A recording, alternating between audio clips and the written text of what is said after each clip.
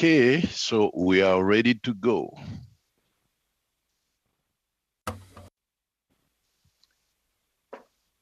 J'ouvre la séance maintenant. Okay, let's get started. Welcome to the 8th meeting of the Standing Committee on Veterans Affairs. Under the order of reference adopted on Tuesday, February 8th, 2022, the committee is getting together to hear from Colonel Nishika Jardin, Veterans Ombudsman, to give us an update and recommendations on wait times and the backlog that disabled veterans are dealing with in receiving benefits. Taking place in a hybrid format, pursuant to the House Order of November 25, 2021. Members are attending in person in the room and remotely using the Zoom application. The proceedings will be made available via the House of Commons website. So you are aware the webcast will always show the person speaking rather than the entirety of the committee. Today's meeting is also taking place in the webinar format. Webinars are for public committee meetings and are available only to members, their staff, and witnesses. Members enter immediately as active participants. All functionalities for active participants remain the same.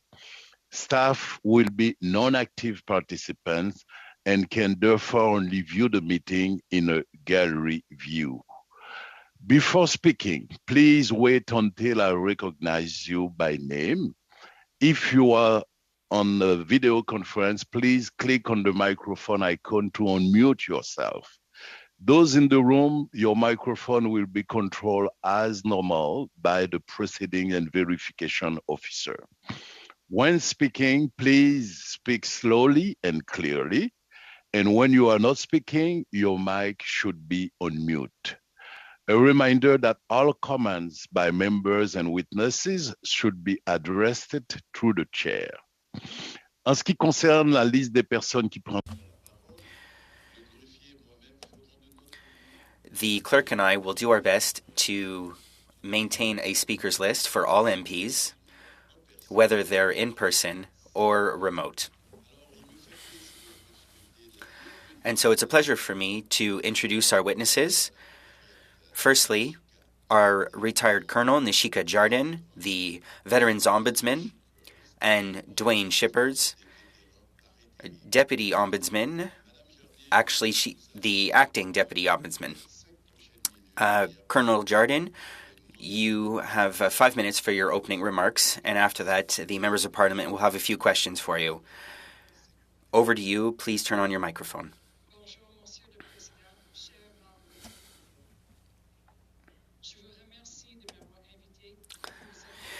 Thank you very much, Mr. Chair. Thank you for inviting me to speak to you about the wait times for disability benefit claims. Today, I am pleased to be joined by Mr. Dwayne Shippers, the Deputy Veterans Ombudsman. In fact, Mr. Shippers is no longer the acting Deputy Veterans Ombudsman. He is the Deputy Veterans Ombudsman. And attempt to resolve complaints from VAC clients when they are having difficulty with the department. The number one complaint we receive is from veterans about their frustration with lengthy wait times for disability benefit decisions. In 2016, these represented 16% of all the complaints we received. Today, it is 21%. We are all well aware that this is a difficult situation that needs to be resolved in order for Canada to better meet its commitment to our veterans. Vous avez reçu plusieurs statistiques à ce sujet et on peut se trouver perdu dans les discussions sur les nombres de... You have received many statistics about this issue, and it is easy to get lost in discussing the number of weeks and the number of people who wait longer than others. Today, I want to draw your attention away from the numbers and onto individuals, the veterans themselves. I would like to talk about the effects of these wait times. As an average of all claims that are being considered, first applications, reassessments, and expedited claims by red zone veterans who are over the age of 80 or who have a life-threatening health concern. D'après nous, ce sont les vétérans qui avaient soumis une première application qui méritent une considération plus profonde. I would suggest that it is more important to appreciate what this wait time for decisions actually means to veterans. Il y a des vétérans qui ont besoin d'une décision favorable afin d'avoir accès à des prestations de soins. Some veterans need a positive decision to receive health care benefits for service-related conditions, including prescription drugs, dental care, supports such as home adaptations and prosthetics. VAC does not clearly communicate this, and not all veterans will be eligible because the claim condition must be causing a barrier to reestablishment, which isn't always the case. Without proactive triage and clearer communications, lengthy wait times can prevent access to necessary treatments for service-related conditions. VAC is well aware of the wait time impact on veterans who have submitted first applications. We have seen changes that mitigate this impact since we first published our report on this subject in 2018. Now, treatment benefit reimbursement is provided going back to the date of application. This is a positive step, but veterans can still experience financial hardship by having to pay upfront for healthcare treatment and services while awaiting that decision and then for reimbursement. Or worse, they may forego treatment altogether. If you are one of the thousands still waiting, you may also be waiting for treatment. The most recent change to the Veterans Healthcare Regulations will, as of April 1st, afford veterans an important bridge for up to 2 years of VAC-funded mental health treatment while they are waiting for the decision on their mental health disability claims. I would ask the government to go further, provide the same bridge benefit for all disability claims, and in so doing, close this immense gap in veteran health care that is triggered by release from the CAF. Until then, I will continue to focus on the impact of wait times for decisions on first disability claim applications. The gateway to the disability benefits program is primarily through an approved disability claim. Il s'agit sans doute d'une question complexe. Mon intention aujourd'hui est de simplement attirer votre attention sur les vétérans qui sont cachés derrière les chiffres. No veteran. This is unquestionably a complex issue. My goal today is simply to focus your attention on the veterans hidden behind these statistics. That women and francophones still wait longer than their anglophone and male counterparts will remain a frustration until all veterans, regardless of gender or language, have equitable access to timely decisions by VAC. En résumé, je vous invite à regarder au-delà. I would invite you to look beyond the numbers and instead focus on the impacts these delays are having on our veterans. How many veterans are waiting for a decision on their initial application now that you know that these are the numbers that have the most impact on our veterans' health and well-being? En tant qu'ombudsman des vétérans, votre intérêt à poursuivre cette question m'est très important, ainsi qu'à mon bureau. Encore une fois, je vous remercie de votre... Your interest in this issue is very important to me as the Veterans Ombudsman and to my office, and once again, thank you for inviting me to share my perspective. Thank you very much. For Mr. Dwayne Shippers, because like you said, he's no longer by interim, and I'd like to congratulate him on his new position. So right now we're gonna go to questions, and I invite the first Vice President of the committee, Mr. Frank Caputo, for 6 minutes, please. Thank you, Mr. Chair. Now, before I get into my questions, I do have a notice of motion that I wish to give at this time. I advised the clerk that I would be doing so before, and I believe he will have a copy of this motion, of which I'm giving notice in both official languages, and I'll just read it into the record in English.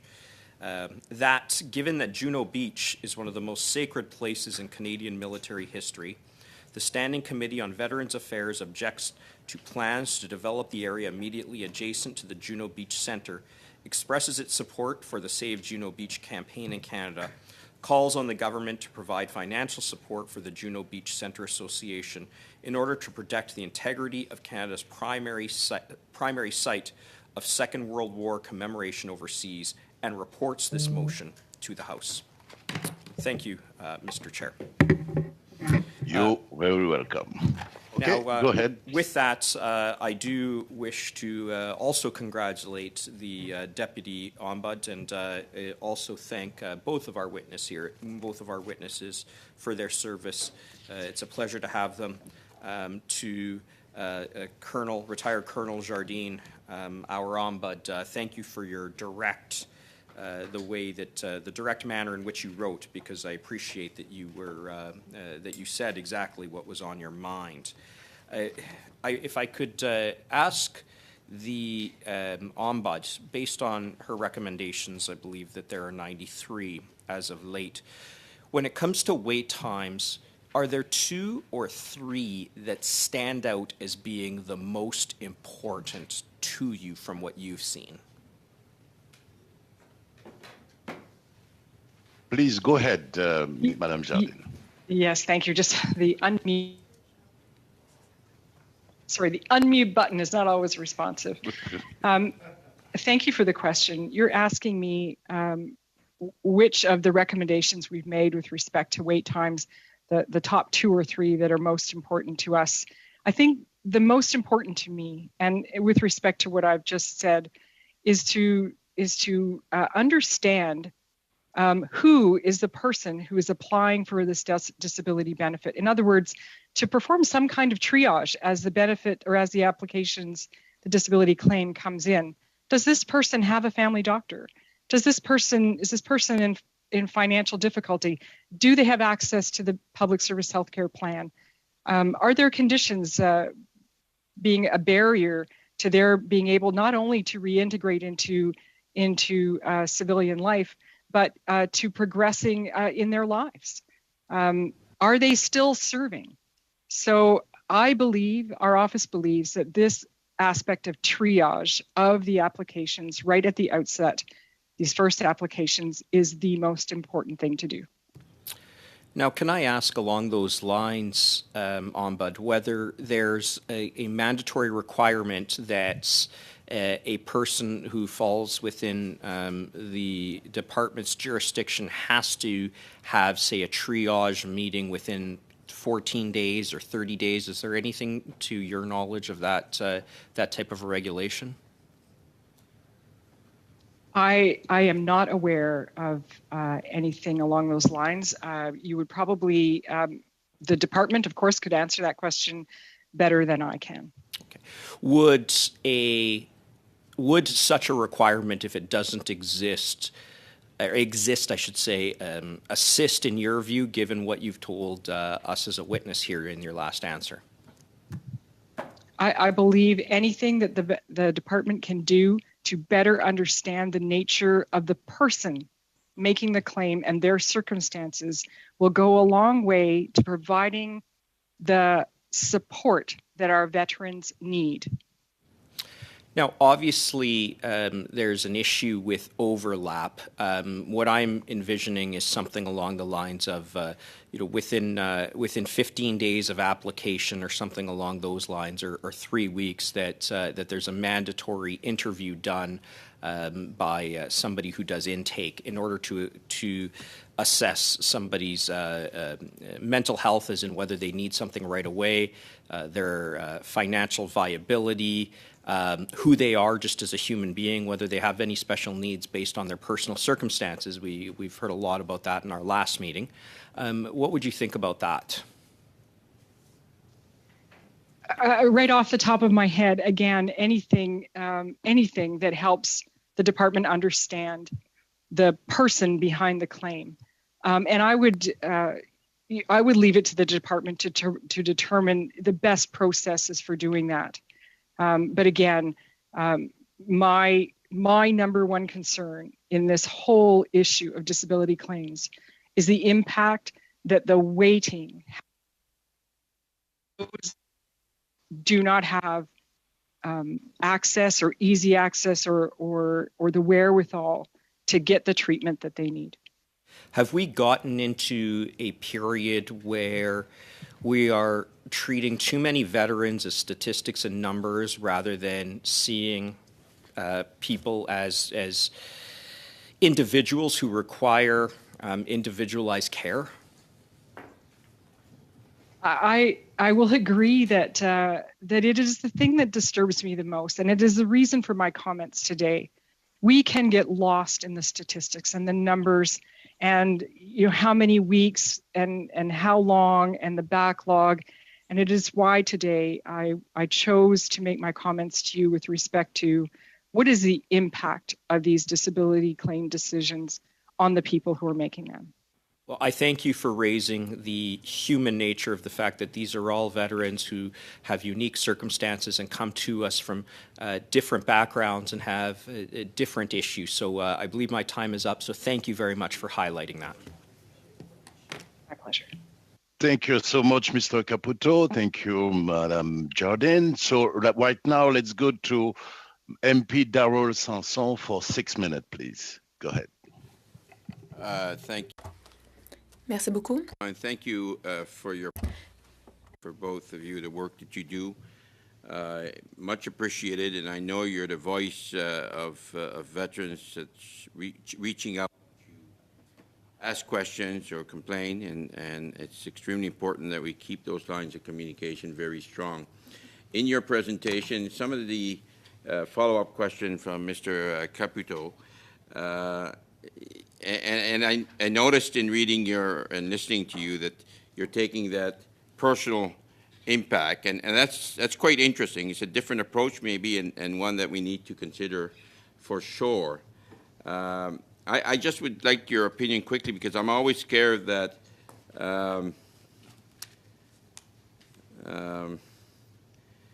I guess if we take first applicant and is this going to cause a longer wait time than what we have now? If, for example, we take Mr. Caputo's proposal that we reach out every 14 days or within 14, 15, 20 days or 30 days, or you mentioned in your presentation as well that we try to reach out to individuals by knowing more about them. I'm a little scared that could increase the process and then increase more wait time. And maybe there's a better way of doing that. Maybe the way is through, the MyVac account, where it'll just a quick note that, yes, I'm a first-time applicant, or this is my impact, or I am seriously ill. I don't know, but I guess I just want your opinion quickly on that piece. Yes, absolutely. It's a very good question.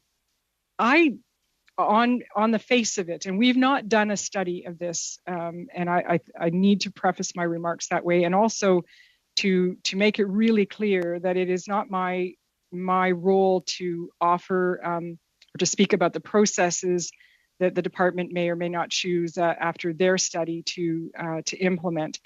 However, on the face of it, I think that a couple of extra questions in the application form, perhaps clarifying those questions, the process around that, is also something that concerns me. But it seems to me that the number of additional questions that one could include in the application to help classify organization should not be that difficult to do. But again, I want to say that it's important. Yeah, I thank you for that. I just want to clarify that, and I think we have to be careful of that, but there are strategies to do it, and I think we're zeroing in on the need for it, so I thank you for that. In your report that was submitted, I think, in 21, a report card, at the conclusion, you have a progress summary of the recommendations, and it's about 70%, I notice, across the board if we take an average, which 70% is not as good as 90%. One understands that. It's better than 50%. But the fact that we're increasing them every year, then it's hard to catch up anyway. So I guess 70% looks like the average. Of those recommendations that VAC in the last few years have implemented, which one was the most positive in your opinion? The two top ones that you feel we've seen some really good progress. They were extremely important. I think the most important one to me, understanding that I've only been in the job for just over a year, the two reports that we published during my tenure in mental health supports for families and peer support for survivors of military sexual trauma. I know that there has been progress on the peer support for military sexual trauma, and I am, in my office, is very encouraged by the work that is being done on this extremely important support that needs to be provided to the veterans who have undergone or have survived, I should say, military sexual trauma. So that's, in my view, personally speaking, during my tenure, that is the most important thing so far. I thank you for that. Do I have more time? If I do, my question would be, which one did VAC not start up or implement yet that you would strongly recommend as a number 1, 2? I would, again, go back to the first report that we published during my tenure, and that is the mental health supports for families. As I said when I first appeared before you a year ago, when a member serves, their family also serves. Support for anyone who has a service-related mental health condition goes to supporting that family, goes to supporting that member. Drawing a line between the member and their family, to me, is a artificial separation that I think is harmful, and that's where I would very much like to see progress. That opinion. Thank you. Thank you so much, Mr. Sanson. Et là, nous allons donc And now we will move on to Mr. Luc Desilets, the second vice president of this committee. You have 6 minutes. Go ahead. Thank you very much, Chair. Thank you, Ms. Jardine, to be here. Your French is great, is remarkable. Ms. Jardine, I completely understand when you talk about the impact on the human being. That is something that is essential. And it is crucial and directly related to waiting times. The higher the waiting times, the more suffering these people have, and they are not receiving the services they need. And in 2018, your office noted a few problems, unreasonable problems between the treatment to male and female veterans. And also there was a distinction between the language spoken by the person. And so it seems that these problems were greatly solved.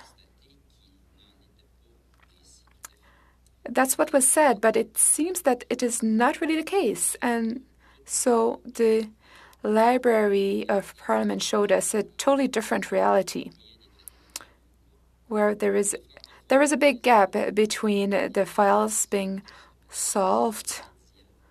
The waiting times for Francophones and Anglophones was very different, 18 weeks for one and 56 weeks for the other group.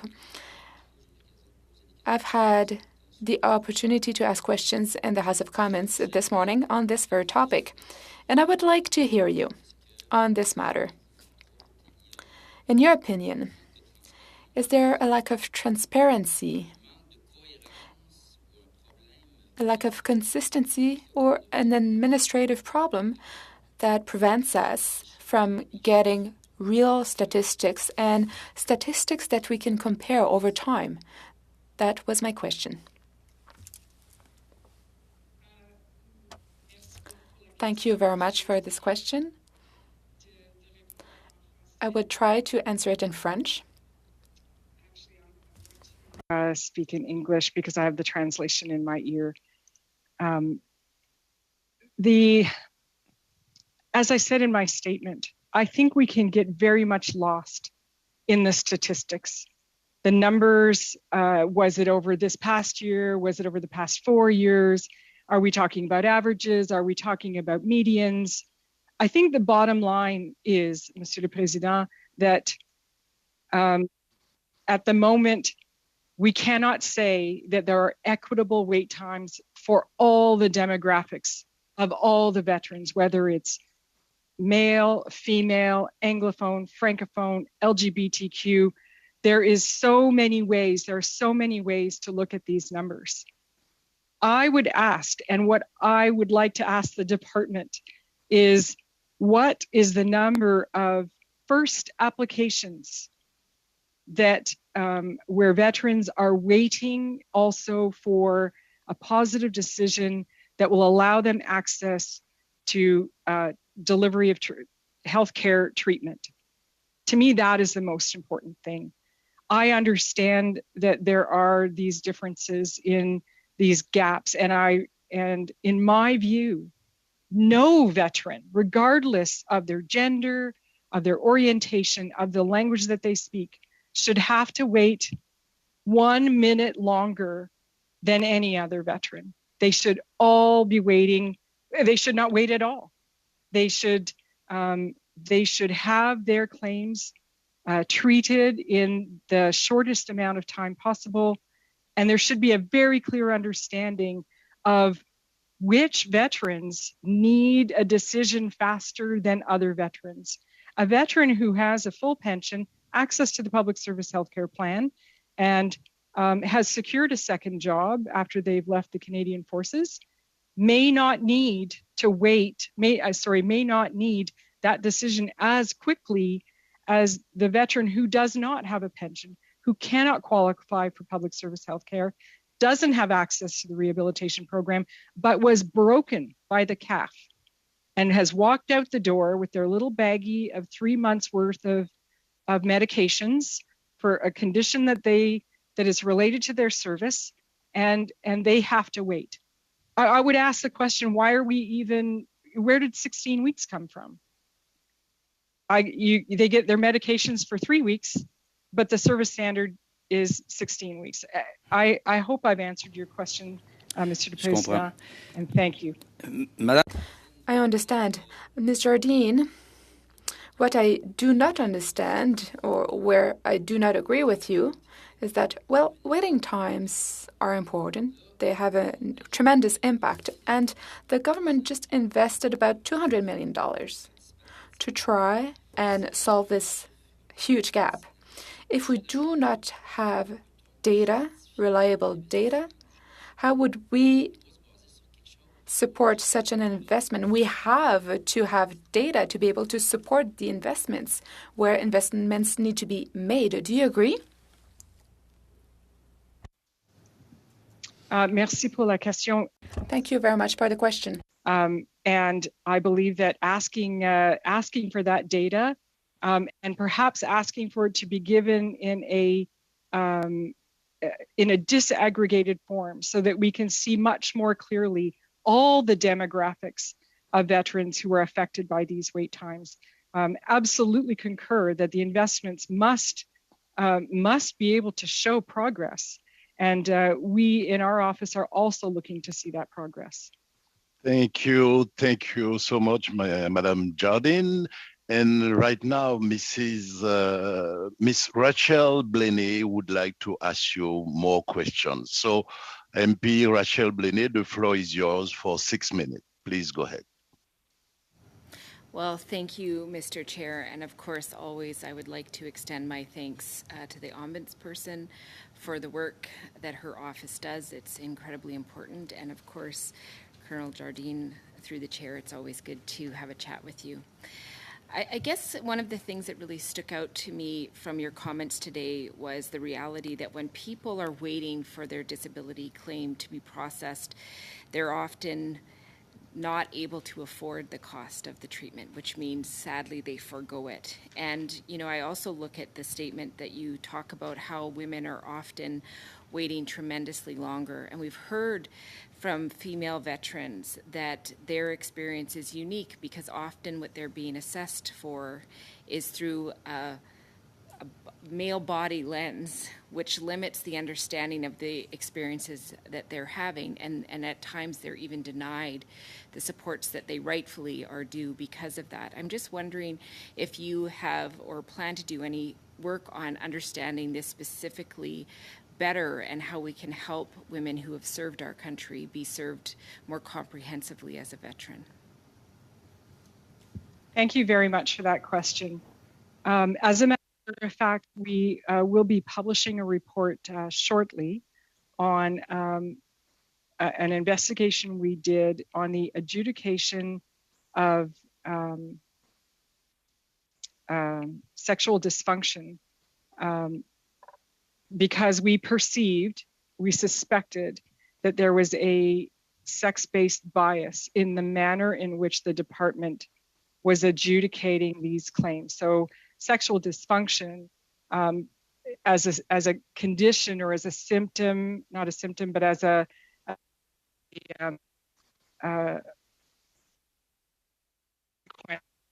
psychiatric or psychological treatment. Sometimes, and I don't want to get too much into the report, but our investigation did find that that there is possibly, or there is a sex-based bias in the manner in which these adjudication decisions are taken. And so we look forward to publishing that very soon, and hopefully having more conversations about that. Well, thank you through the chair for that important work, and I look forward to that report. I know that we've heard from a lot of persons identifying as women veterans and their experiences, and there's definitely some significant gaps there. I'm just wondering if your office has ever received any calls from women veterans regarding mental health supports during pregnancy. We've heard a few in our office, and I would just like to hear from the ombudsperson's office. Thank you for the question. I have not had any cases brought to me directly, so I'm not aware of any myself, but certainly my deputy ombud may be able to provide more information. So I'd invite Dwayne to offer his perspective. Thank you. We actually don't have that kind of detailed numbers, Ms. Blaney. The at least not available to us that they'd be that segmented into that level of detail. And in fact, what we can say in 21-22, we received 5 complaints regarding family members' access to mental health, and that dates post the government's changes to the mental health policy. So we're still looking at family members trying to receive mental health treatment in their own right.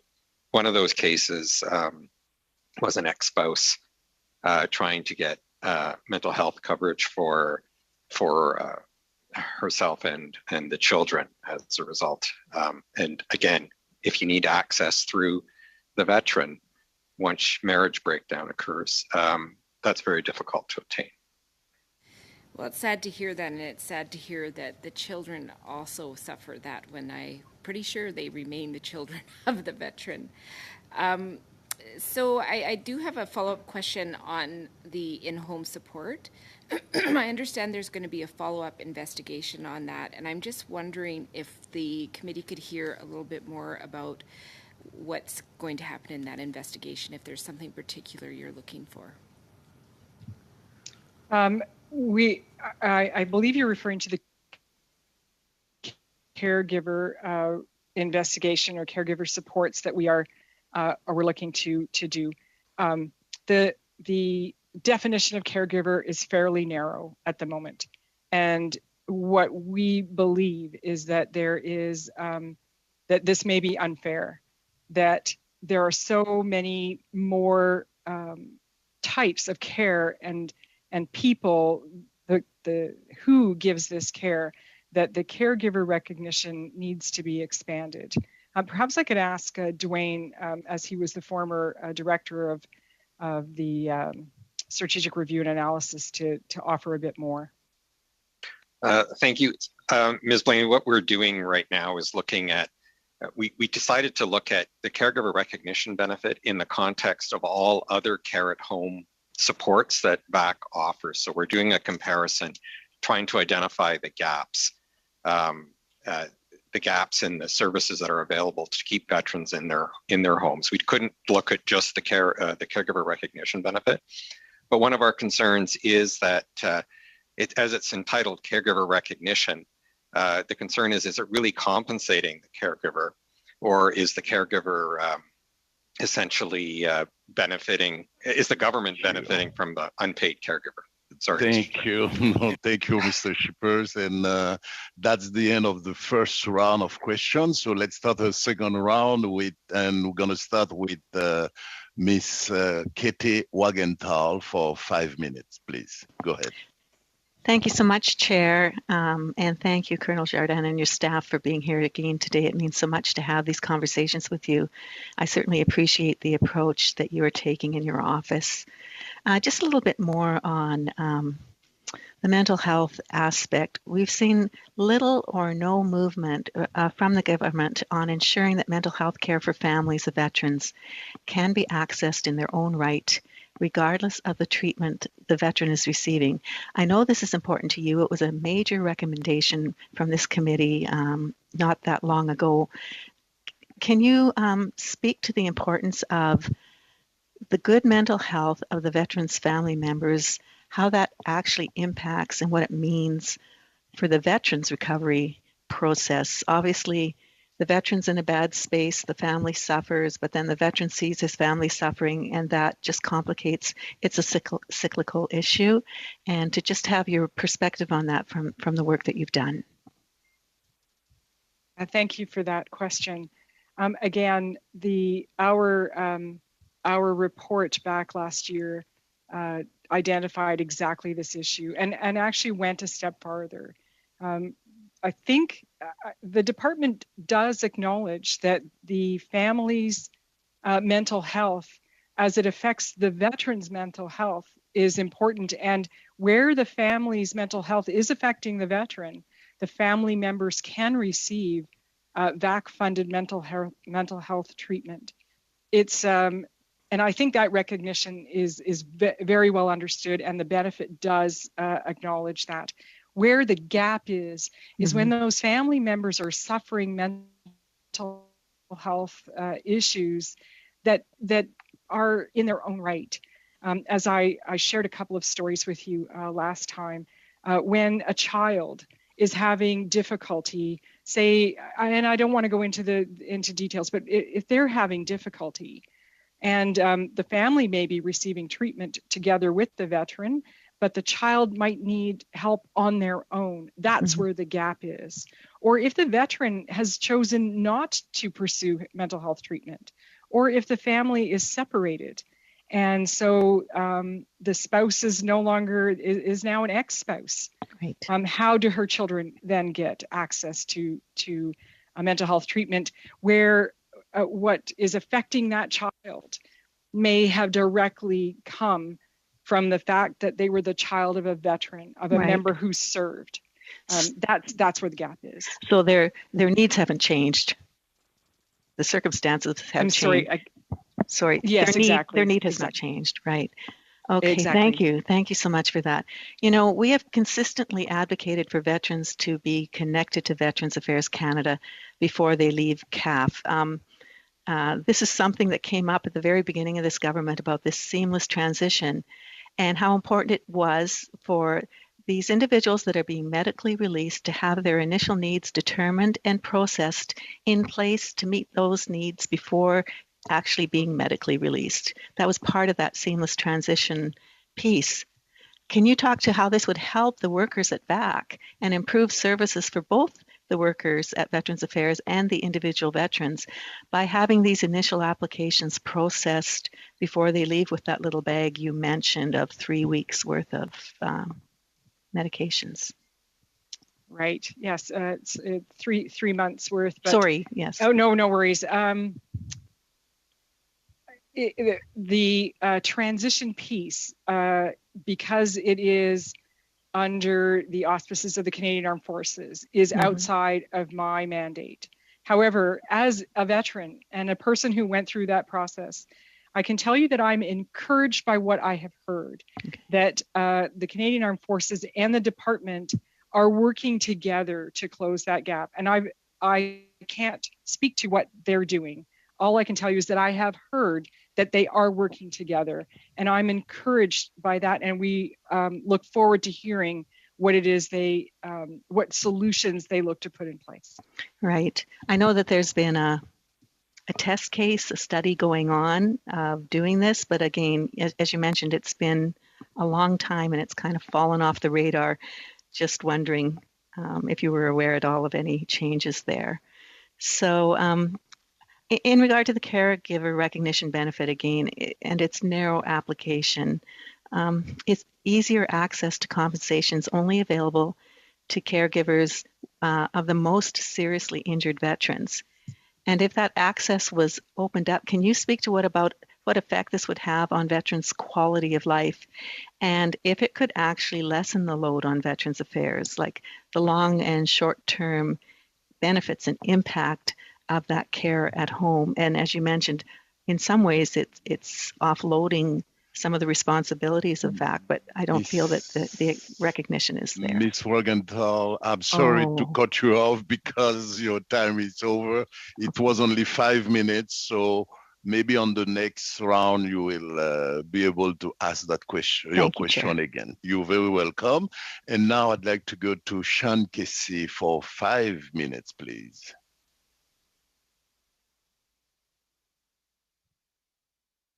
Sean?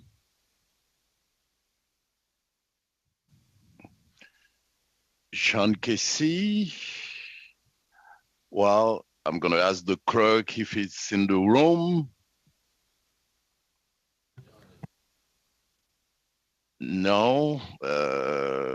Well, that's the first time this If we can happened. just leave him a minute so he can maybe plug his mic. Okay. Go ahead. Mr. Casey, if you may to speak, just to make sure you're okay.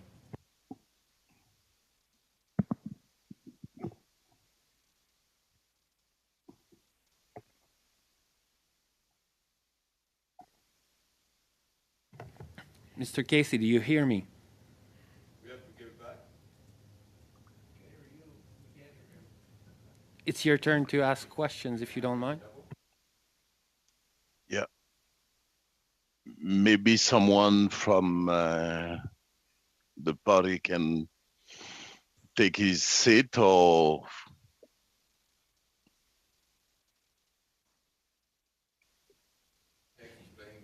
Mr. Casey, you may be on mute with your microphone. There's another remote on your microphone. Okay, so let's go to someone else. So who would you like from the Liberal Party, Mrs. I don't know, or Wilson Yao or Richie Valdez? Mr. Chair, if I can propose to the committee, if you want, we can suspend 1 second, or 1 minute or 30 seconds to let Mr. Casey maybe connect to the meeting. Okay, perfect. So the meeting is suspending for 1 minute. Thank you. Thank you very much.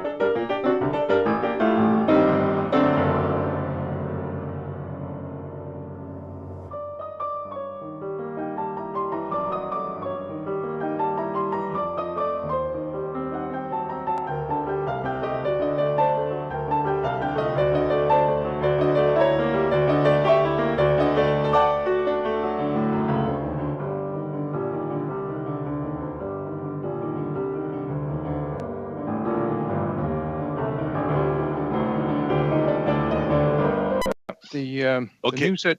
Yeah, go ahead, Yeah. Mr. Chair. Okay, thank you. Alors, nous reprenons.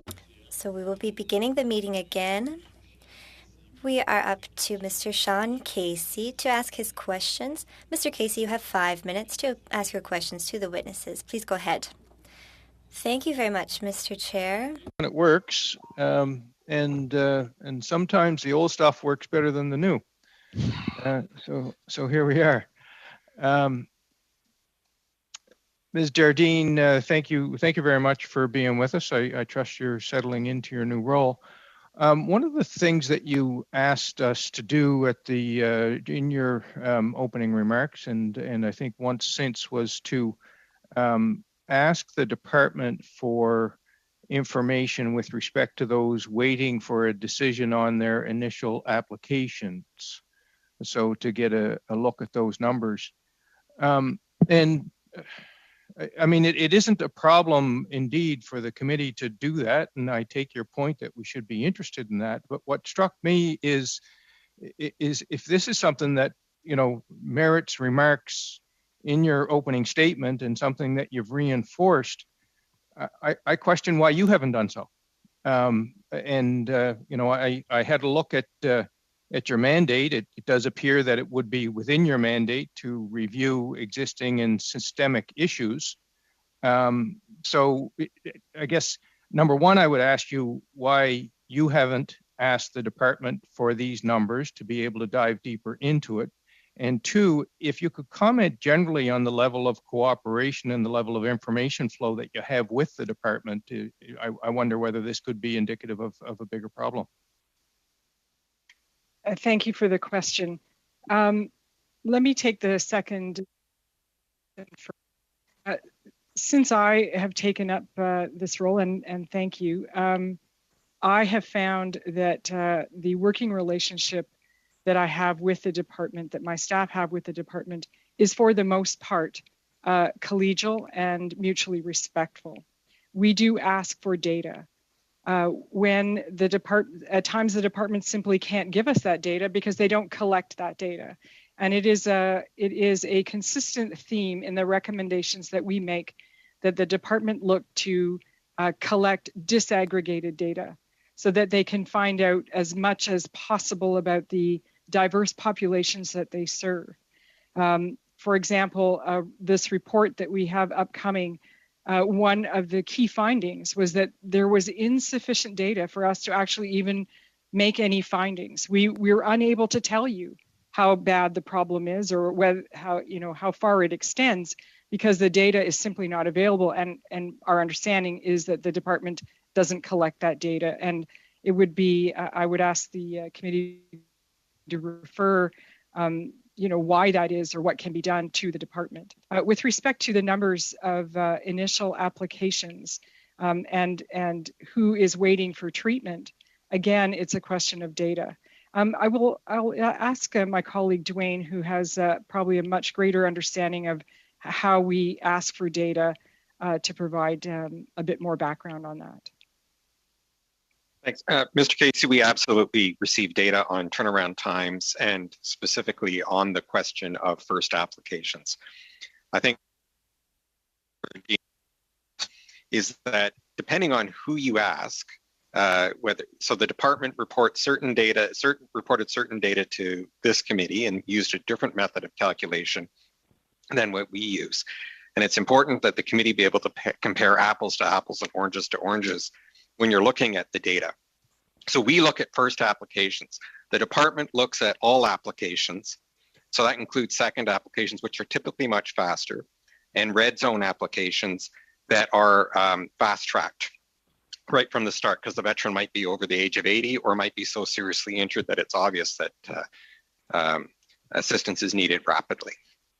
So we do have those data. It gets even more complicated if you look at average wait times compared to median wait times, for example. So I think the point that we're trying to make is there's no doubt that Francophones wait longer than Anglophones, women wait longer than men, and if you're a Francophone woman, you wait longer than everyone else. That hasn't changed, but the gap is narrowing, and VAC's looking at data month to month. We look at it year to year. So we'll be looking at it again this year, comparing the year ended March 31st to last year's wait time. So we get a full year's worth of data and we can see the improvement year over year to the extent that there is improvement. We know there's been a number of initiatives, but we need to look at the actual numbers to see what that means.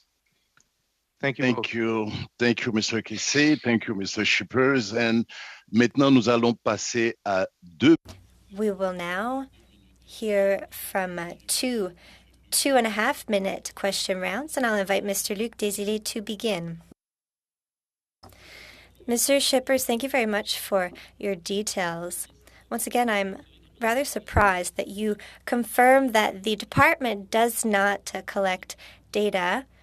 So at least we need to understand from that the department is looking at data. So do we need to turn to the Library of Parliament? Yes or no? Si la question c'est à moi. Did you ask that question to me? Yes. Sans doute que Certainly the information exists, but the question is. So the data is different depending on what factors are into it. What Colonel Jardine was talking about, not collecting data, is so if they collect data for men, women, francophones, anglophones. Where there's a gap would be data on Indigenous veterans. Do Indigenous veterans wait longer than others or not? Does it matter where you live? If you're in a more remote location versus an urban center, those kinds of additional factors. Does it matter if you're LGBTQ? Do you wait longer than someone who isn't? That data isn't collected, so you can't compare. So that's the data that's missing. But the basic data, language, sex, that is collected, and we do have that. The big issue is, are we comparing things in the same way? So if you add in all applications versus only first applications, you're going to have some different answers as to the progress that's being made. Je comprends très bien, mais il me semble que. Yes, I understand, but I don't think it's so difficult for that to be done. And I know you've already asked for it to be done. We can't be looking from one year to the next, what the wait times are for the first application, second application, etc., with averages, with medians that keep going and going. Because, yes, we are receiving numbers. We had people from the department here 3 weeks ago. Why is this not being done? C'est à vous, Mr. Shipper. That question to you as well, Mr. Shippers. Answer. I don't have a good answer for Mr. Desilets. In fact, I believe it is the department's responsibility to provide the committee with that information.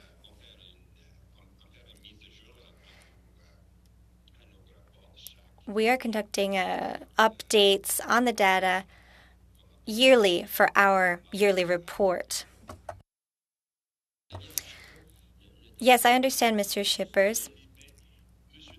No, malheureusement. No, Mr. Desilets. Unfortunately, the 2.5 minutes are up.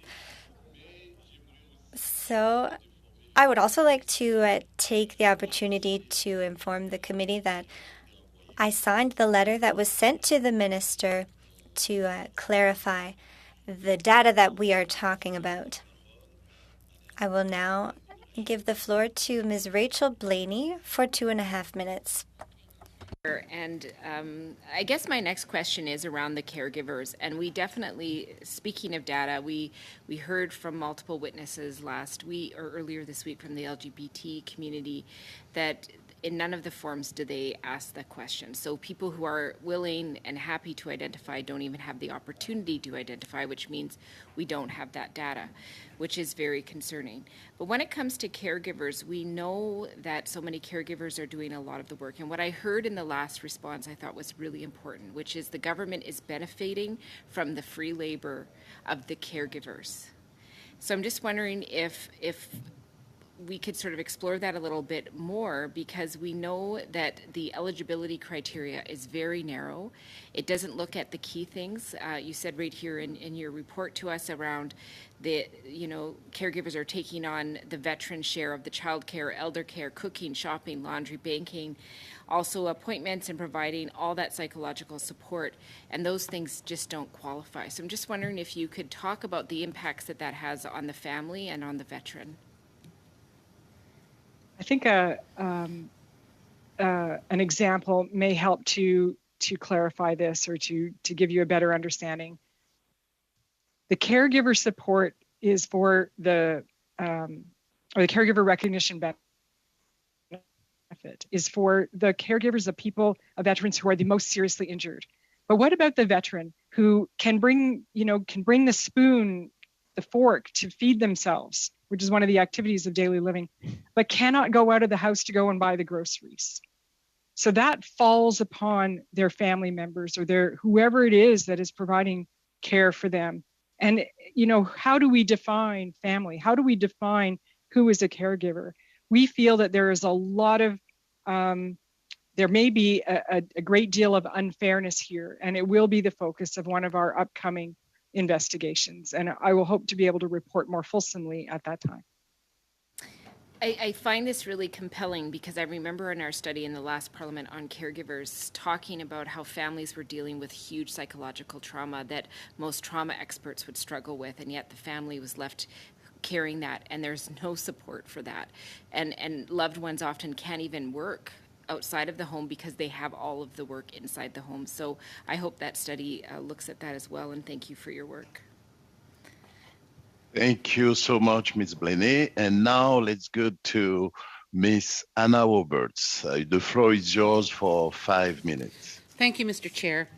One of the things I'd like to ask, first of all, thank you very much for your service. And I received a call from a constituent outside of my riding who has tried on numerous occasions to get through, calling my staff, explaining his story over and over and over again. And the trauma that it puts on our veterans to go through that process, I think, is unacceptable.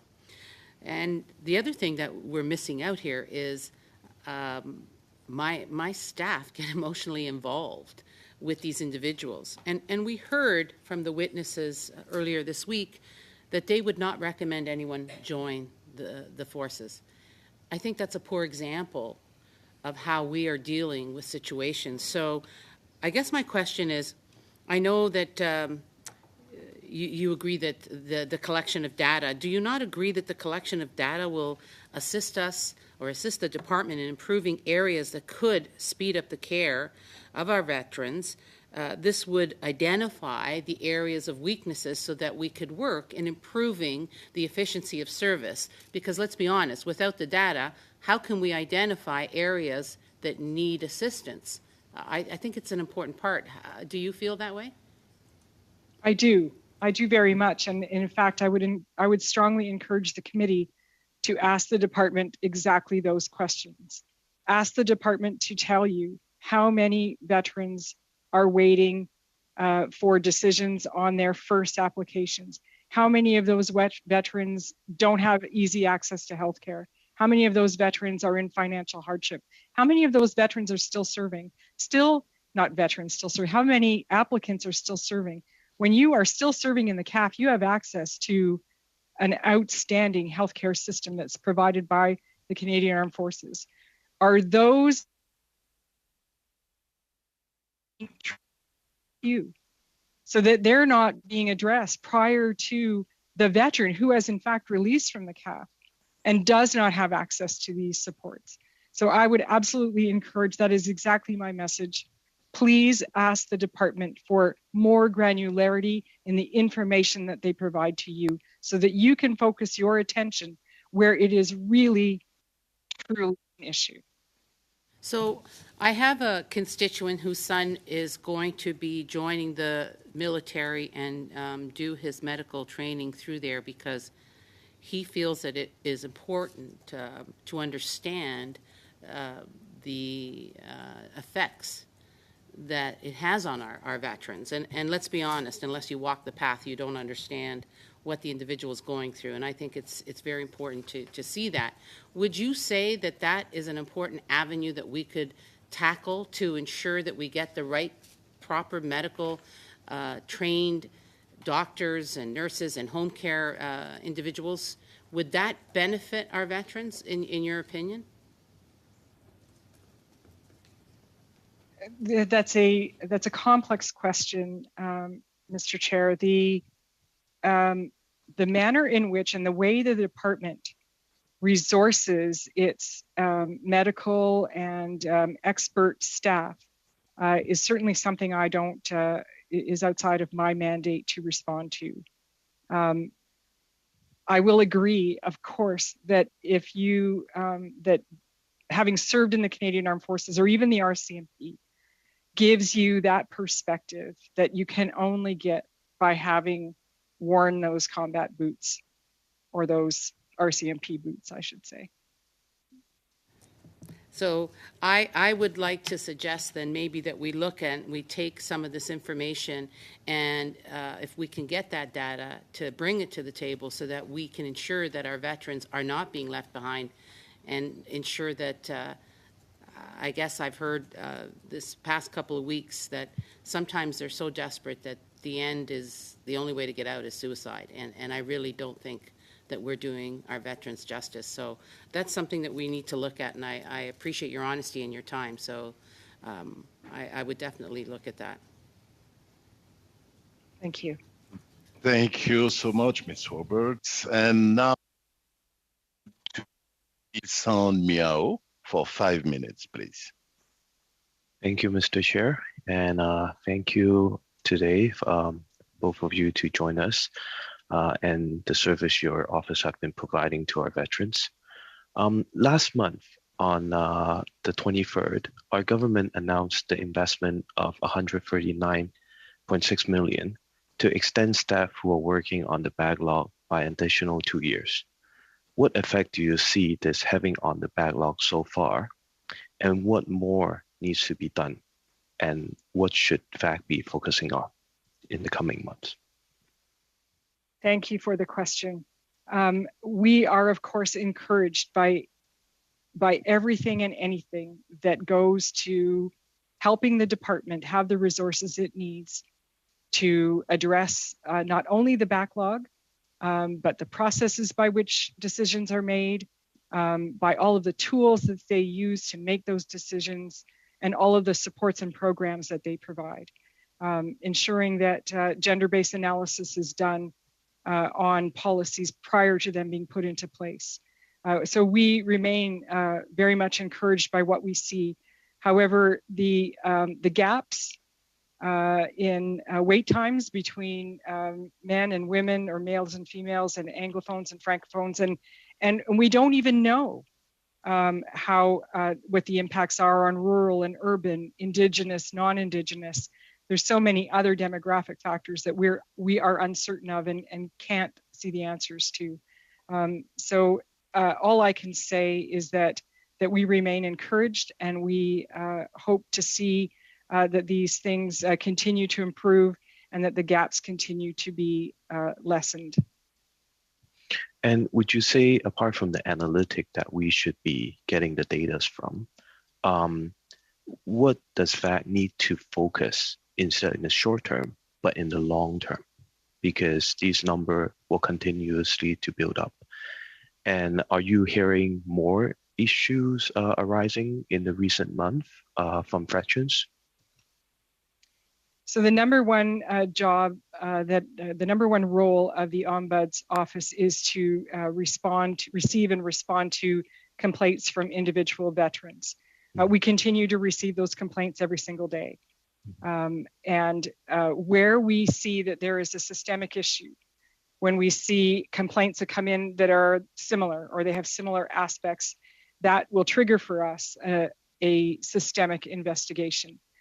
All I can do, Mr. Chair, is to shine a light where we see or perceive or find gaps and barriers to equitable access to the programs and benefits that the department provides. We receive briefings from the department on how they're doing their work. And again, we remain encouraged by what we hear. We know that there is still a lot more work to do, and we will continue to remain alert for systemic gaps and do our best to bring those to the attention not only of the department, but to Canadians and our veteran population. And do you see other issues that your office will be wanting to explore in the coming month to address these? Yes, absolutely. We do have a list of investigations that are ongoing and investigations that we expect to do over the next period of time. Thank you very much for your answer, and thank you, Mr. Chair. I'm finished with my question. Thank you so much, Mr. Miao. And right now, I'm pretty sure that MP Tolmi Fraser would like to ask you some question as well, Colonel Jardine. So, MP Tolmi, go ahead, please. Thank you, Colonel Jardine, for your service. Thank you for joining us today, Mr. Shippers. Congratulations on your new position. I'd just like to address a couple of things that were said earlier on. I felt earlier on that during questioning, we were failing to recognize that the Ombud report is an independent report, and that you're actually providing a report card concerning how well Veterans Affairs is performing. And I felt that there was maybe some comments made earlier on that you were there to direct Veterans Affairs when actually you're there highlighting some of the issues, and I know that you could maybe expand on that relationship a little bit more. So could you please expand on your relationship with Veterans Affairs and some of the recommendations that you do bring forward and how well they respond to that?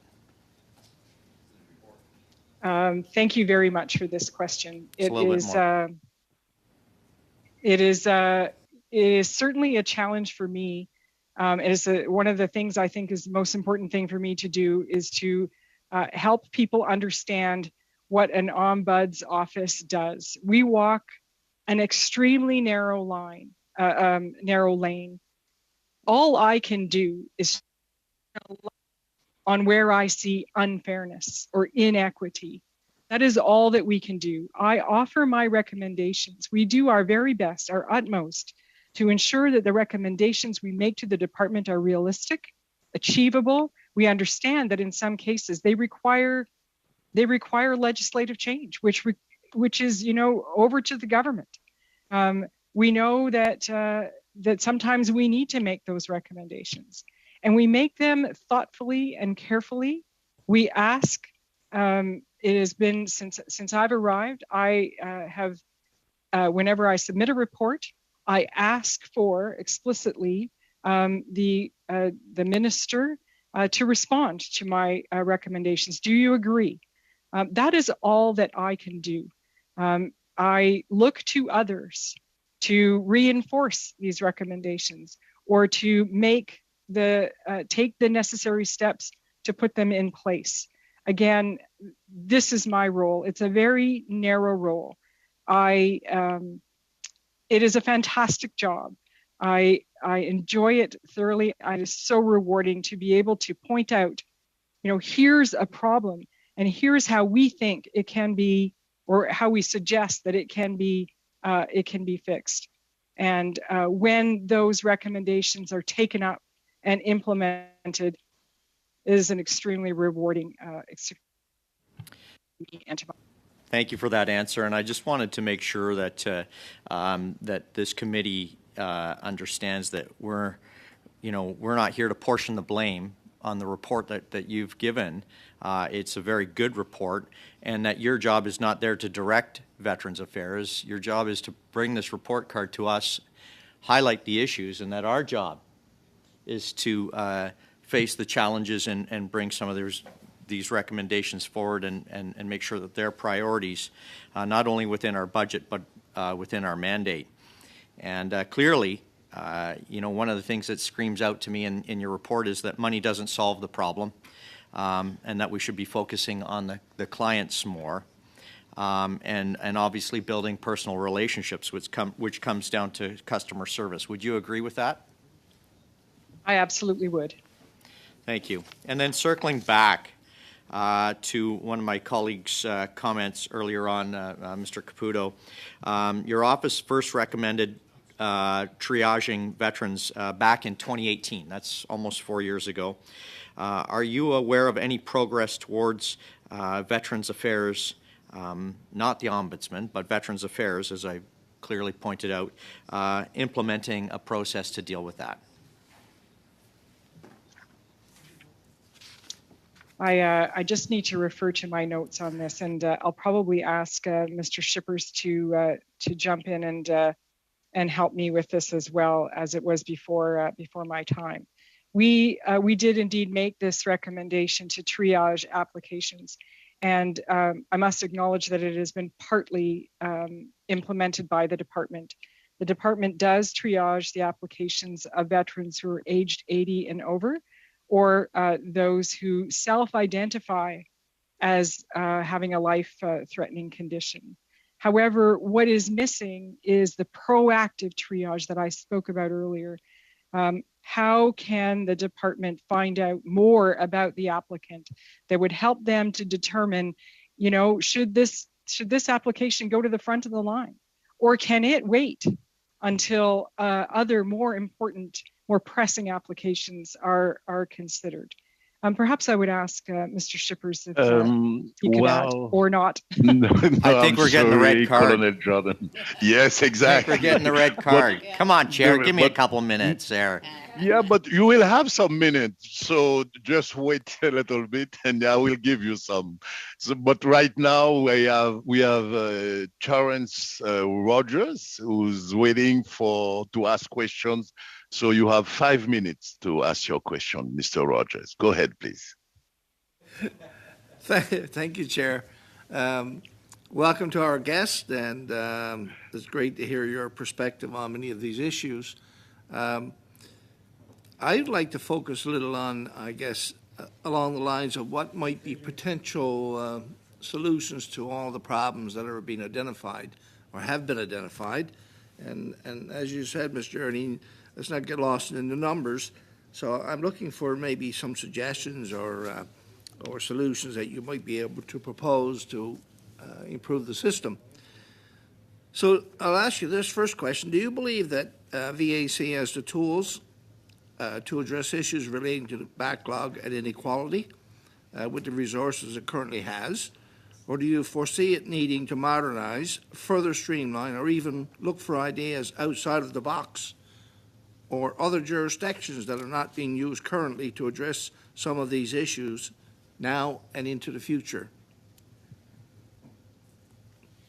Thank you for the question. Yes.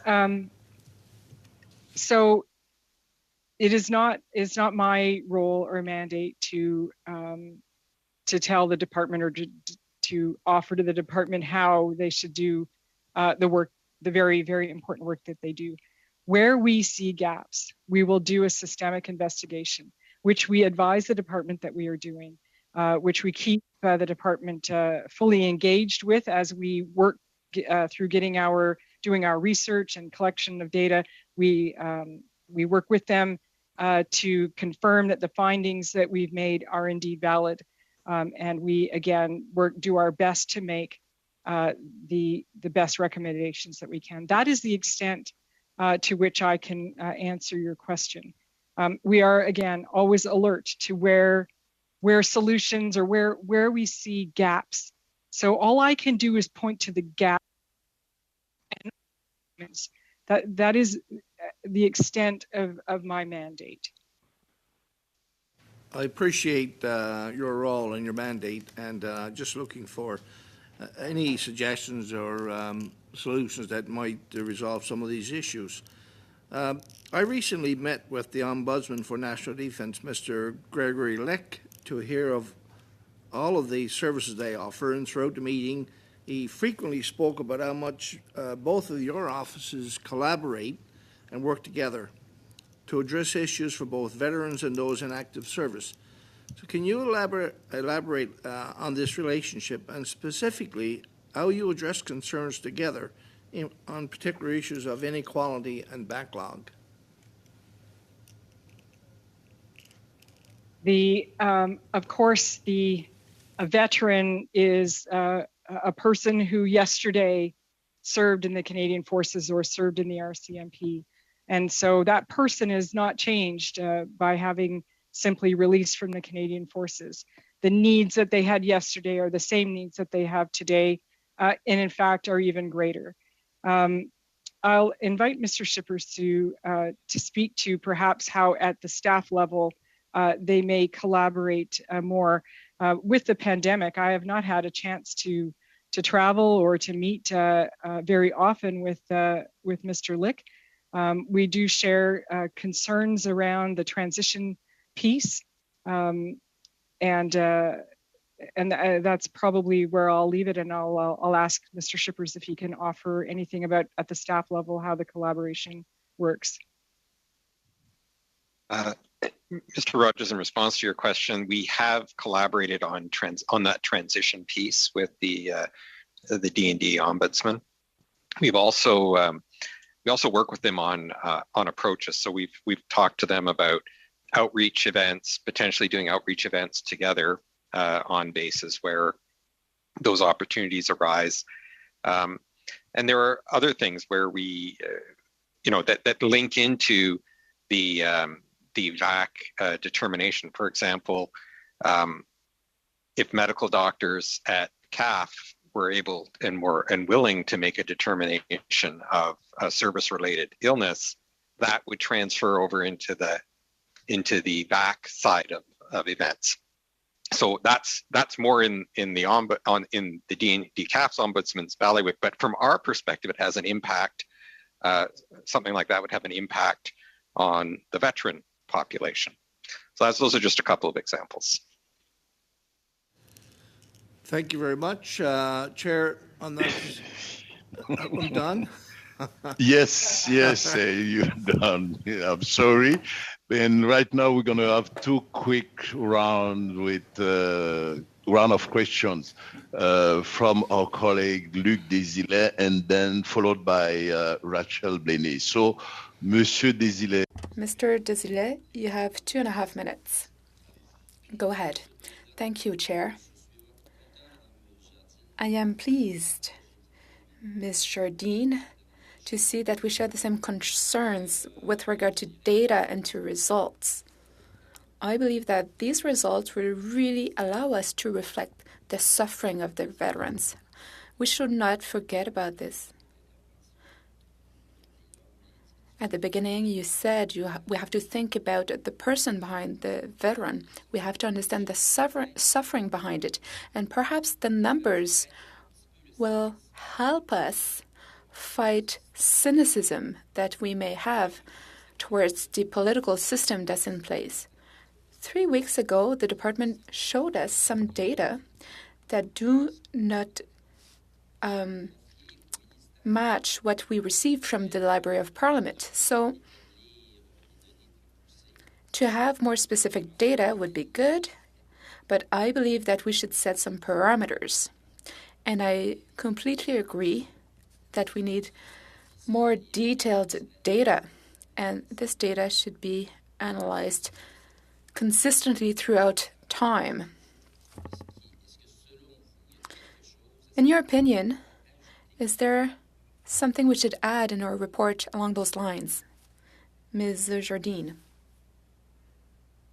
Yes, I would strongly encourage that the committee ask precise questions, ask for much more detail, as I have stated a couple of times already, that who are we looking at? Who are these veterans? What is their circumstances? And then I believe the committee can focus in on those veterans who are the most in distress and who need the department's help the most. And I quite simply, that's my perspective on this issue. I am really focused on those people, those veterans who do not have access to the healthcare treatment that they need. And I would like for us to take into consideration, well, you alluded to veterans that are presenting a first request, a first claim, and you raised awareness towards that, and I think it's important. Sometimes the situation of a veteran that's still in service is very different from a veteran that's no longer in service. So I believe that this should be taken into consideration in our report. There should be a table allowing us to see what's happening over time. Do I still have time? Thank you, Mr. Desile. Your time is up. You saw the red sign, so... For 2.5 minutes, please. Go ahead. Well, thank you, Chair, and I guess this is a testament to how much we enjoy the presence of these particular witnesses and the great work that they're doing, that everybody would like more time with them. I do think, reflecting on what we've heard today, I just want to thank this office for its work and how committed it is to just having a space of reviewing justice for veterans, that it is nonpartisan, that it is not a branch of the government. I really appreciate what Mr. Tolmie said and apologize for some of the tone that I've heard here today. I do have a question, though, which is specifically on the report that the office reported on in June of 2021 on the VAC-funded peer support for veterans who have experienced military trauma. I'm just wondering if there's any update that could be provided to this committee and let us know how things are going. This issue continues to be a certainly considerate concern for many of us, and we want to see action. So I'm just curious if there's any update you could share. Thank you for the question. I am sorry, I did not think to ask for an update from the department on the progress that they are making in setting up the peer support. However, I do know that at the moment that we actually published our report, that that progress was underway. They have a joint working group between the Department of between Veterans Affairs and the Canadian Armed Forces, and to me that is very encouraging. I've heard from the It's Not Just 700 that they are, I won't say satisfied, but they're encouraged by what they are hearing. And what they are seeing in terms of progress. What I can do is I can ask our office for an update from our perspective and ensure that you receive that as quickly as possible. I would really appreciate this. I know I just have a few seconds, but what I hear again and again from this, and when I look at the status update and the report card, it just seems to me that the gender-based analysis, which I know you mentioned in some of that reporting, the fact that that is still not being done, really needs to be done, because a lot of the challenges I see here are either female-identified veterans or roles that are traditionally female that are not being cared for both within the veterans and in their loved ones. And I would love to see some sort of report from VAC talking about how they're going to take that seriously and start addressing these issues in a meaningful way. And I thank you for doing your work to continue that. Thank you so much. So we start that meeting with questions from Mr. Caputo, MP Frank Caputo. So now let's go back to him for 5 more minutes. Mr. Caputo. Well, thank you, Chair. I do appreciate it. And Mr. Desile. I actually want to go back to my initial line of questioning, and I believe that my colleague, Mr. Sampson, and I have the same want the same thing. And this really shouldn't be it should be a bipartisan issue, but we may take different avenues. And I keep going back to this notion of triage and proactive triage, and I'm struck by something from earlier on in my career. I was a federal parole officer before I embarked on a career in law. And I remember that within 5 working days, you had to see a federal inmate face-to-face on their admission. And the reason was to look them in the eyes and see what was going on, right? In other words, we don't trust people to check a box saying, I'm not feeling, I don't have feelings of self-harm, or I don't have immediate needs. And that's the problem I have with just a checkbox system. It's one thing to just tick a box. It's another thing to actually look somebody in the eye and say, what are your needs right now? So when we talk about proactive triage, I guess my question in a roundabout way is this. We've talked about looking past the numbers. Well, what better way to look past the numbers than to look somebody in the eye? And is that human interaction not what we need at this point? And if we give it to federal inmates, why don't we give it to veterans? Mr. Chair, thank you for the question. I would agree with you in the sense that most veterans, here's something that I heard from, it was from the RCMP Veterans Association, and it applies to military veterans. We have served, and we expect that to go a long way to explaining when we tell you that we're broken. And we don't do very well at complaining. We don't go to seek healthcare. So many of us, grew up in the Canadian Forces with this credo. And you'll forgive a touch of crassness, but that's the soldier in me.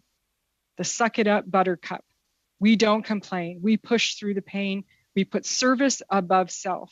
And when we are released from the CAF and we come to the department and we say, I served and I am broken, we expect that to go a very long way to explaining what the problem is and then to being heard and understood.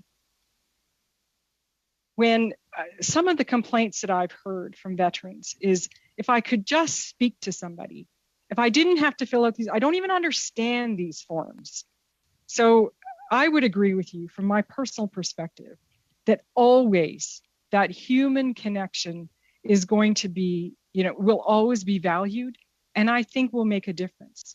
At the same time, I believe that this would be a recommendation that I would make to the department. Consider how this can be done. Consider how can you provide a better service if we understand the mentality of veterans that this should be enough for me to tell you that I served and I'm broken. I appreciate your candor.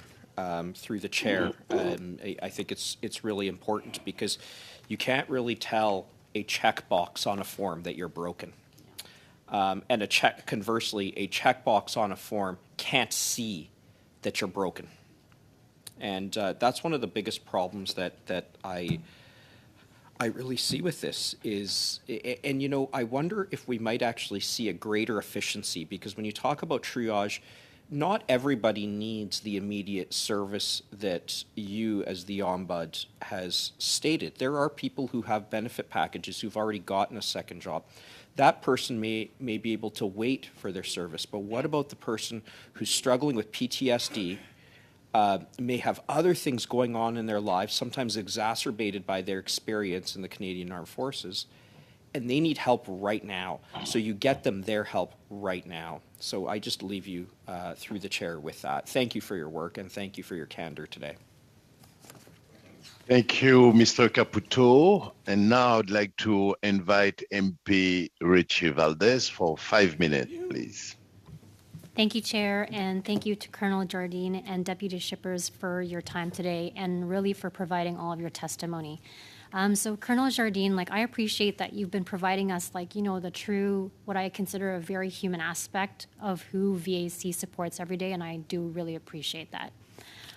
So referring to your progress report, since 2017, I've just noticed that there's been like an increasing number of recommendations that you've made to the VAC. But what I want to know is what those changes were that you've observed over the years and the types of issues that have contributed to that increase year after year.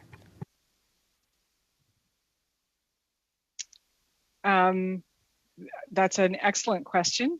I'm going to ask Mr. Shippers to provide probably what will be a better answer than I could do, given the short time I've served as the Ombud. I'm not sure I'm going to provide a better answer, but I will provide. I'll try to provide an answer. So you're going to see an increasing number of recommendations just because we've continued to do more reports over that period of time. You will, and I'd like to say that for the first up until 2017, 2018, we picked a lot of low-hanging fruit, which would largely be the financial compensation, focusing on the financial compensation to veterans. And successive governments acted over time on a number of those recommendations. Since 2018, we've moved more into the tougher pieces, the inequities, the inequities that are, whether they're sex-based inequities or whether they're condition-based inequities.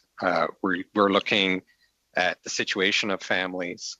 So we've expanded some of the things we look at. And I think that really accounts for the changes. And what we see is that they come in bulk packages, the implementation of recommendations. When they're legislative or regulatory, it takes time for these things to make the legislative agenda, to get Parliament's attention. And so they come in batches. And so you'll see a bunch of recommendations dealt with at some point, and then it'll take a few years before there's the political ability to do a bunch more. So we're always hopeful that those recommendations are going to be implemented, but we turn it over to you and your colleagues to move forward where you believe, considering all the other challenges and things that have to be balanced by parliamentarians, which ones advance.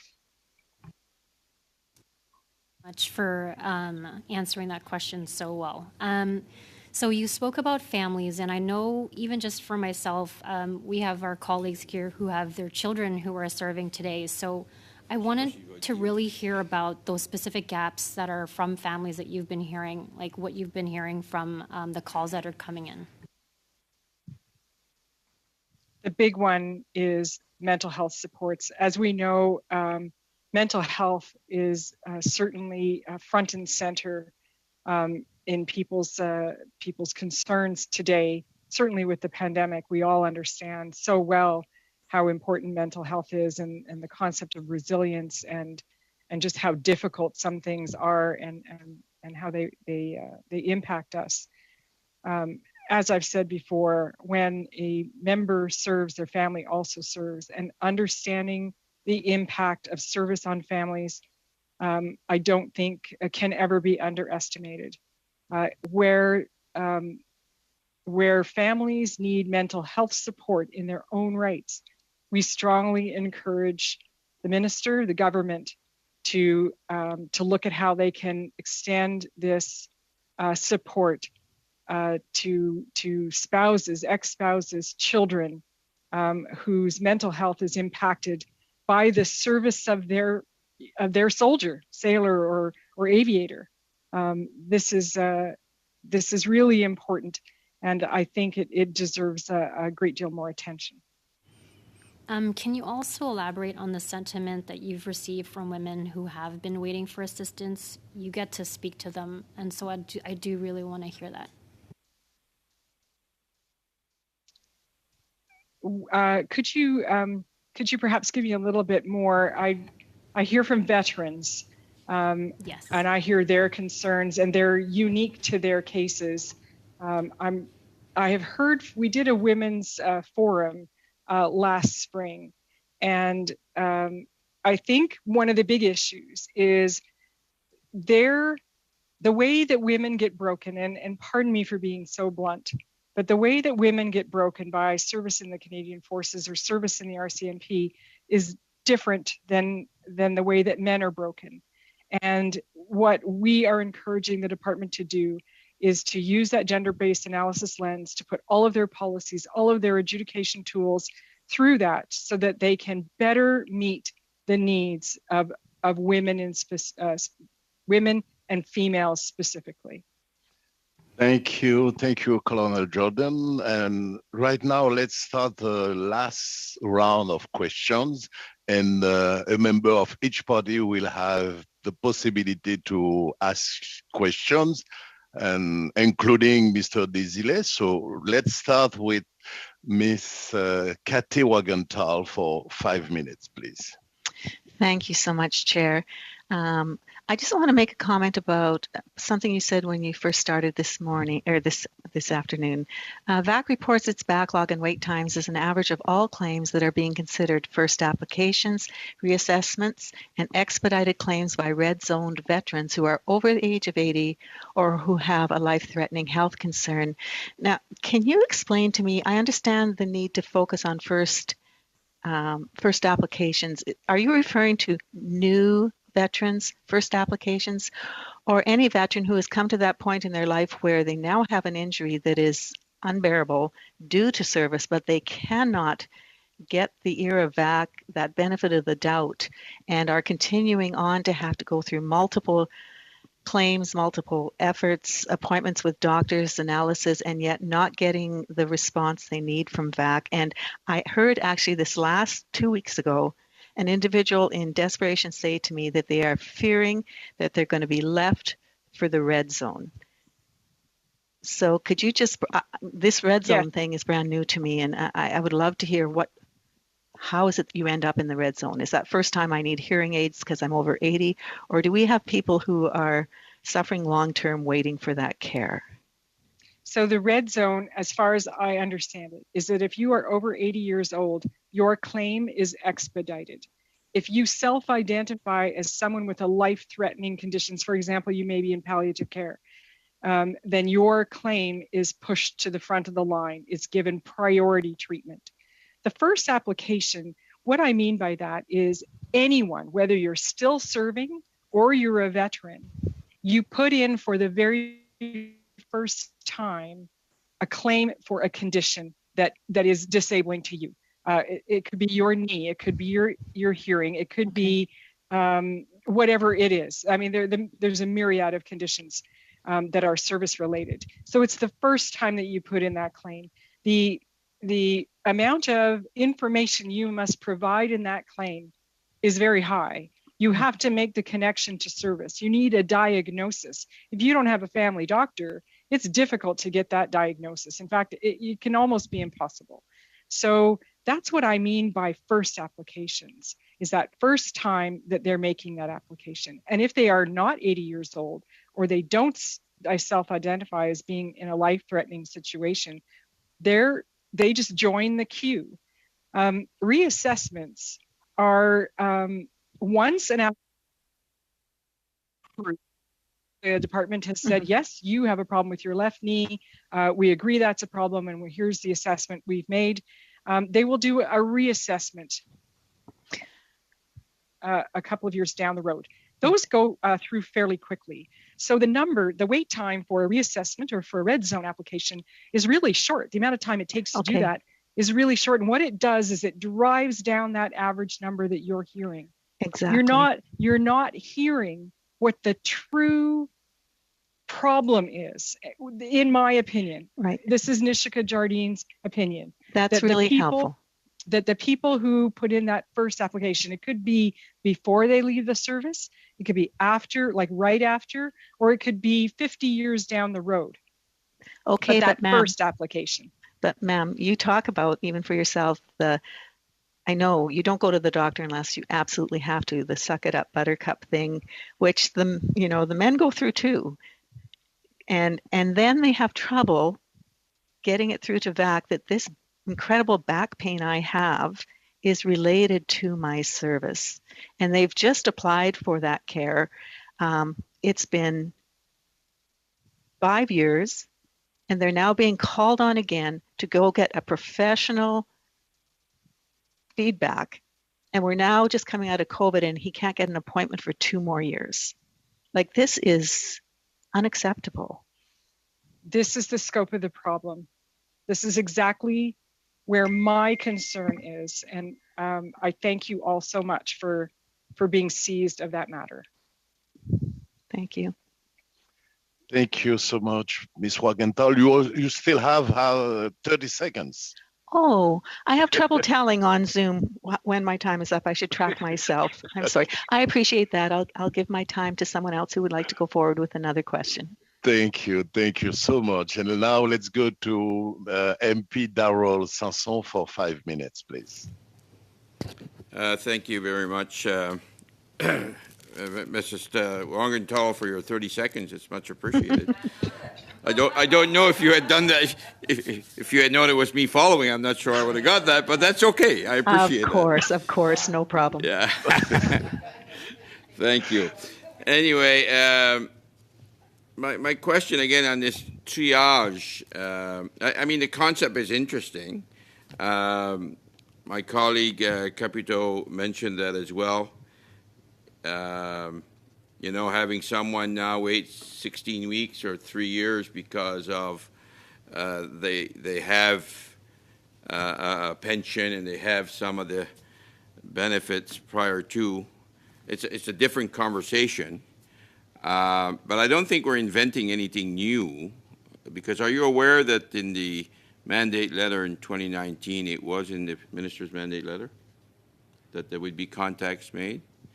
And that's why we've seen a lot of contact through COVID. I think 15,000, I think, or more. All those that had a caseworker got a call, I believe. So would you like to share your perspective on that, please? So the veterans who have a caseworker are those who are in the rehabilitation program or have already got a disability claim approved, and they have a serious, they need more assistance. And Mr. Shippers can correct me if I've got that wrong. But what we're talking about is the time it takes for the department to actually make the decision on the disability claim. The disability claim is the gateway into the department. If you into having stable and consistent access to funded healthcare treatments. So I distinguish between those two things. The people who are making the decisions are the adjudicators, the veterans who are already in the system, as it were.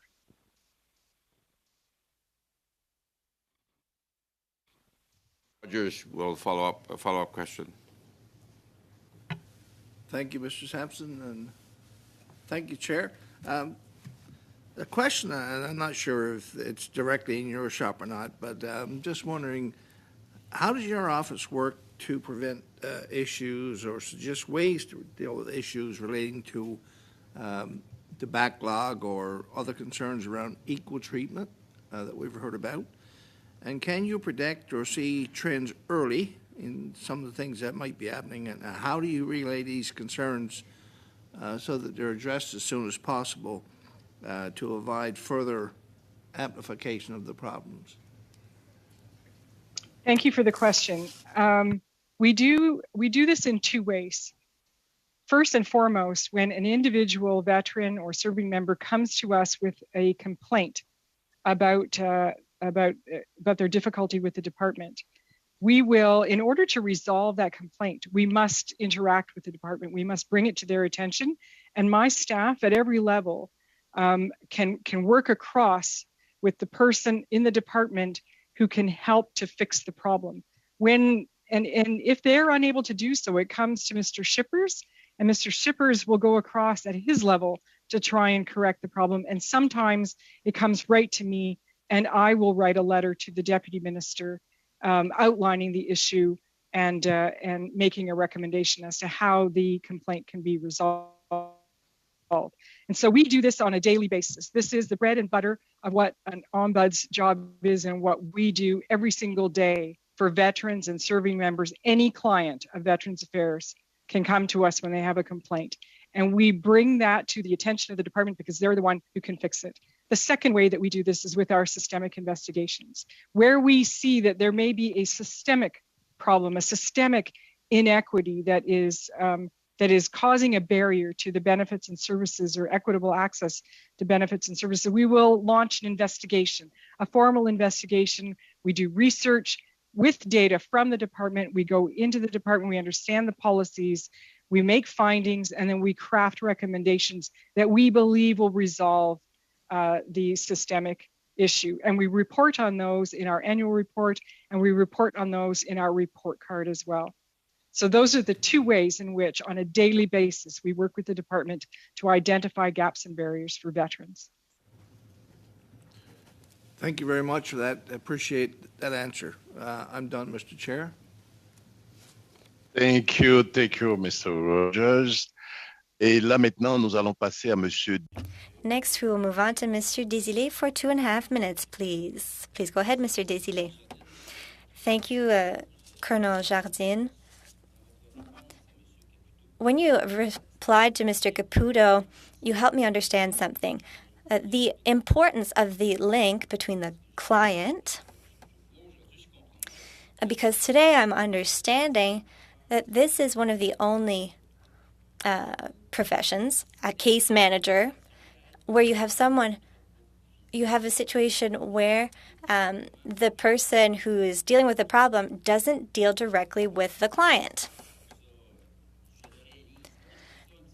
I'm just realizing this now, and I find that very problematic. This week, we heard from someone who has been helping veterans for the past 12 years to draft their applications and do follow-up. And I'm looking for the right term to use, and my time is ticking as well. Let me look for the right word. So this is a liaison officer. And this is a job that makes it possible to create a dependable and stable connection between the individual and their case, for the whole process of their case as it's being processed. It's a stable system for them. I'd like to hear your opinion on that. Is that a credible solution, perhaps? Thank you for the question, Mr. Chair. Very quickly, the people who step forward to help veterans, there are saints. The Legion, the Royal Canadian Legion, does this and has done this for decades. Individuals like the people that you have heard from, there are many individuals across this country who step up and try to help their colleagues with their claims because they have some experience with it. And they are saints for doing that because the process is not as clear as we would like it to be. Getting the information, providing a fulsome answer, and I alluded to this before, veterans, when they have served, they believe that they should only have to say, I served, here was my occupation, and I am broken and I need help. But the process, the paperwork that's required needs far more than that. And these people who help are truly providing a service of gold. And I commend them. Everyone in my office commends them for the work that they do. Thank you so much. And now I invite Ms. Blaney for 2.5 minutes, please. Go ahead, Ms. Blaney. Well, thank you, Chair, and I really appreciate this conversation. And I guess my question to both of you, and whoever is the best to answer through the Chair, I really would appreciate it. But what I've heard from a lot of veterans is that they now feel like they're going to an insurance company where they're continuously having to prove again and again. And that's the feeling that they have. I've heard this so many times where it's like, we're proving again, we're fighting again. It doesn't feel like a place you go to get help. It feels like a place you go to fight. And I also want to just add that the issue of the MyVac account continues to be another concern, because often the veterans are told only you can use that, and there's a big process if they want somebody else to be able to access that for them, which when you're dealing with multiple levels of trauma, multiple levels of physical health, you just don't have the time. And I find it confusing because I work with veterans quite a lot. Depending on where they are, it can take me an hour just to get them to calm down enough to have a conversation where we can do action. So if you keep putting them in a position where when they call, it takes an hour to calm them down, you know, we've worked with veterans that are told, we don't answer your calls anymore, which I don't understand at all. They served our country. They served our country, and they are told, you can't call here anymore because you're abusing our people. So I'm just wondering if you've heard anything similar, and if you have any suggestions for us about what we may want to call to this committee to address it. Thank you so much for your question. Two things. First of all, I absolutely share your concern about veterans who are so frustrated and perhaps who have mental health issues and are unable to actually provide the information that's required in a calm and collected manner because they are so frustrated and perhaps they're suffering from mental health issues. I have raised this concern directly with the department. I share that concern in my own office as well. The second thing is, and I'd like to make this point, that the government has made this change coming on April 1st to extend mental health treatment benefits to a veteran who has submitted a mental health benefits. I would urge the government to go one step further and provide the exact same consideration and benefit to veterans who come forward with any disability claim condition. It will go in an immense way to covering this gap that is created simply by releasing from the Canadian Armed Forces. Thank you. Merci. Thank you for your answers. Colonel Nishika Jardine, on behalf of committee members and myself, I would like to thank you for being with us today. And we would also like to thank you for your service as a colonel in the forces. And thank you also for all of the work that you do for veterans. You were with us today, retired Colonel Nishika Jardine. And I hope you noticed that all committee members did our best to use the term en bud for veterans. En bud, Deputy en bud of veterans. Et sur ce, mesdames, messieurs, je voudrais demander... Also, point of order, Mr. Chair. Yes, Mr. Desilets, please go ahead. Mr. Chair, would it be possible to add to the digital binder the beautiful letter that you wrote to the Minister of Veterans Affairs, please? Yes, excellent point, Mr. Desilets. That letter is currently being translated, and as soon as that is completed, it will be added to the digital binder for all committee members. On that note, I would like to ask committee members, does it please the committee to adjourn this meeting? Seeing no objection. And first of all, I would like to thank our clerk, our analysts, our interpreters, and also all members of the technical team for their support to the Standing Committee on Veterans Affairs. The meeting is adjourned. Thank you and see you soon.